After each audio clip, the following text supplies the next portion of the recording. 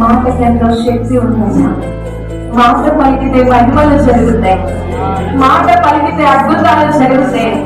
మాట పలికితే సృష్టి యావత్తు అయ్యా మాకు లొంగిపోతుంది. దేవానికి మా నోట నువ్వు నీ యొక్క శక్తి నుంచి ఉన్నావు. నీకు స్తోత్రాలు.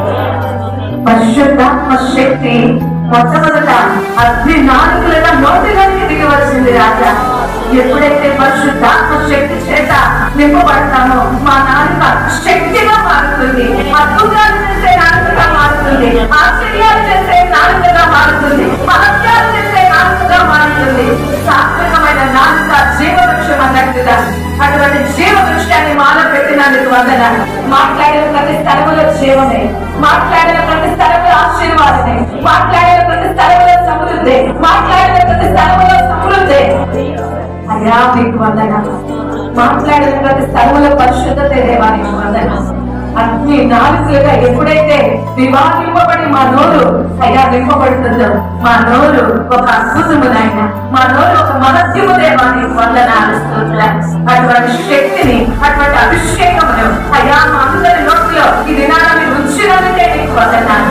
ఇప్పటి వరకు మా నోట్లో ఉంచిన శక్తి ఏమైందో గుర్తెరగక అయ్యా ఎవరో నోటి యొక్క మాట వరకు పలుకులెత్తాము. ఈ దినాల పరిశుద్ధాత్మడా మీరు మాట్లాడారు. నీ నోరే ఒక శక్తి, నీ నోరే ఒక అద్భుతం, నీ నోరే ఒక మహత్యం, నీ నోరే ఒక మిరాకల్.